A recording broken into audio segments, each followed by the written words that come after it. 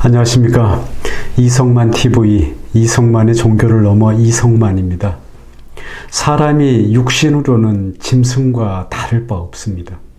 하지만 다른 점, 귀한 것 있으니 사람에게는 하나님의 씨가 깃들어 있습니다.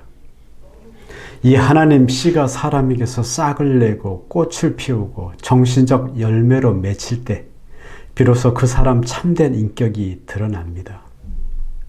한자어 인격은 인물의 가격, 곧 그 사람의 가치를 말합니다. 사람의 태어남과 일생의 분투는 이 인격을 제대로 이루자는 것이라고 말할 수 있습니다. 노자의 도, 석가붓다의 해탈, 공자의 군자, 예수의 구원 등 인류를 향한 지혜자 외침과 가르침 또한 마찬가지입니다. 한 애로 사람이 어떤 맛에 들러부터 오늘 다르고 내일 다르다면 참 인격 소유자라 할 수 있을까요? 아닐 것입니다. 이러한 거짓 인격은 주로 내 뜻을 꼭 이루고야 말겠다는 인간의 고집에서 일어납니다. 공자가 의필고를 멀리했던 이유입니다. 우리나라 민속 푸닥거리를 일본에선 미소기라고 합니다. 이는 부정하고 더러운 것을 씻어내어 새롭게 거듭나기 위한 민중의 전통적 세례라고 할 수 있습니다. 부정하고 더러운 것은 씻어내야 하겠지만 물로 씻고 알지 못하는 귀신에게 빈다고 하여 사람이 거듭나는 것은 아닙니다. 거듭나기 위해서의 문제는 진리의 성령입니다. 다석 류영무 선생은 하나님의 성령을 공자가 말한 명덕이라고도 하였습니다. 그는 거울 같은 명덕은 자꾸 씻어 닦아야 하고 내 몸을 흙덩어리요 허물어질 석가라인 줄 알고 명덕을 밝히면 성경에서 예수가 말한 거듭나야 한다는 것이 무엇인 줄 알게 된다고 했는데 참으로 알기 쉽고 유용한 풀이가 아닐 수 없습니다. 일생을 진리를 쫓아 말씀으로 갈고 닦은 일을 우리는 어렵지 않게 인류 역사를 통해 보아왔기에 직감하게 해줍니다. 예수가 십자가 죽음을 앞두고 제자들을 위한 말씀이 요한복음 17장 26절에 이렇게 쓰여 있습니다. 내가 아버지의 이름을 저희에게 알게 하였고 또 알게 하리니 이는 나를 사랑하신 사랑이 저희 안에 있고 나도 저희 안에 있게 하려 함이니이다 에서 예수가 말하는 나도 저희 안에 있게 에서의 예수의 나는 사람의 아들 예수의 육체가 아니라 예수에게 임한 진리의 성령을 말합니다. 이 같은 사태는 사람의 아들 예수가 성령으로 무소부재일 때 가능한 일이기 때문입니다. 그러므로 진리의 성령이나 성령이 임한 나는 아니나 밖에 없다고 보아야 합니다. 성령이 들어가는 것도 나오는 것도 오는 것도 가는 것도 아닐 것입니다. 왜냐하면 이 또한 성령이 가득한 전체가 하나의 님, 곧 하나님이신데 안팎과 오고감이 있을 리 없습니다. 다만 우리의 관념이 상대적이라서 오순절 다락방 성령 강림 사건을 사람들이 알기 쉽도록 그렇게 표현한 것이리라 저는 생각합니다. 석가붓다에게도 진리를 깨달은 내가 따로 있는 것이 아니고 불교의 가르침에 의하면 본래 붓다 또한 오고감도 없고 없는 곳이 없습니다. 유일무이 진리를 깨달으면 그 이와 비슷하게 갈 수 있는 것입니다. 사람에게 성스러운 영이 내렸다던가 성스러운 영감을 얻었다는 것을 하나님의 성령으로 치환해 생각해 봄도 좋을 것입니다.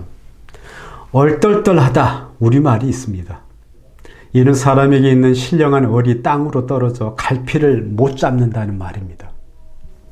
이처럼 예부터 우리는 신령한 영, 신령한 얼이 이 사람에게 깃들어 있음을 직감하고 살아왔던 것입니다. 또 사람이 신령하다는 말은 곧 신통하다는 말입니다. 이는 신이 통해서 애초 생각할 수 없는 일을 생각해내는 것을 뜻합니다. 사람이 하나님과 성령으로 하나 되어 뚫렸다면 영통했다고 할 수 있습니다. 그런데 결국 신통하고 영통하는 이가 바로 우리입니다. 요즘도 자기만 영통했다고 외치며 신도를 유혹하고 꾀는 이단 종교와 지도자들이 있는데 매우 조심해야 할 일입니다.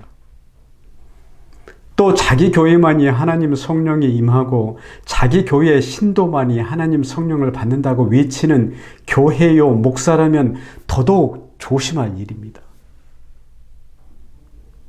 육체로만 보면 사람이 저 자연의 나무나 바위보다 나은 게 없습니다. 오죽했으면 시인 고 유치원은 애련에 물들지 않고 희로에 움직이지 않는 죽어서 바위가 되고 싶다고 했겠습니까? 흙으로 지어져 허물어질 석가래 같은 이 몸에 신통 영통하는 정신작용이 있기에 사람이 만물의 영장이라 일컬을 수 있는 것입니다. 모든 피조물은 진리의 하나님 말씀으로 지어진 것이기에 영원한 자리에서 보면 성령은 우주 만물과 나와 우리 사이에 편만에 있다고 보아야 합니다.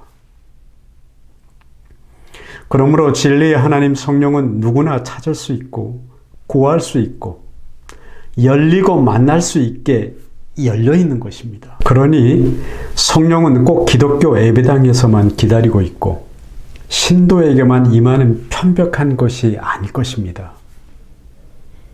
그러니 다툼 없는 진리의 성령을 우리는 구해야 하는 것입니다. 그리고 지구상의 어느 종교이든 또 진리를 찾는이라면 이 상대 세계에는 우리의 참된 인격이 만족할 만한 것이란 없는 줄을 잘 압니다. 끝없는 비교와 허무가 있을 뿐 응무소주의 생기심입니다. 이 한마디만 잘 알아도 해탈할 수 있고 구원받는 지경에 이릅니다. 석가보다는 진리는 하나이기에 진리를 아는 자는 다툼이 없다고 설했습니다. 그 하나가 석가가 깨달은 쪼갤 수 없고 둘일 수 없는 커다란 하나인 니르바나인데 저는 이 니르바나를 생각할 때마다 가톨릭의 더는 커다랄 수 없는 하늘의 님을 하느님으로 또 기독교에서 하나보다 더 큰 것이 없어 하나의 님을 하나님으로 표현한 인간의 진리 표현 언어는 매우 비슷하다는 생각을 해보곤 합니다. 진리를 무엇이라 부르든 진리의 하나님 성령은 바로 우리의 정신적인 숨쉼과 같습니다. 그것은 우리 속에 거하는 참 나의 존재이며 영원한 생명입니다. 붓다는 이것을 진리를 뜻하는 다르마라고 불렀습니다. 모든 것은 하나의 진리인 하나의 님, 곧 하나님의 뜻에 있고 진리의 하나님께서 이루시는 목적이 있습니다. 그러므로 우리는 인간의 생각으로 조급해 말며 하나님의 뜻을 받들고 하나님 뜻대로 이루어지기를 바라고 기다리는 것입니다. 그리고 우리의 할 일은 진리의 하나님 성령과 우리의 영이 영통하여 하나님 아들이 되고 궁극에는 예수님처럼 진리의 하나님과 하나가 되는 것입니다.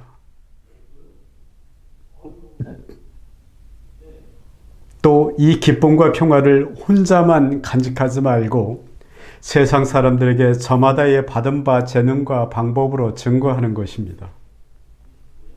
그것이 신령한 영, 성령이 깃든 참된 인격의 삶이요 이 생에서 머물다 간 보람입니다. 감사합니다.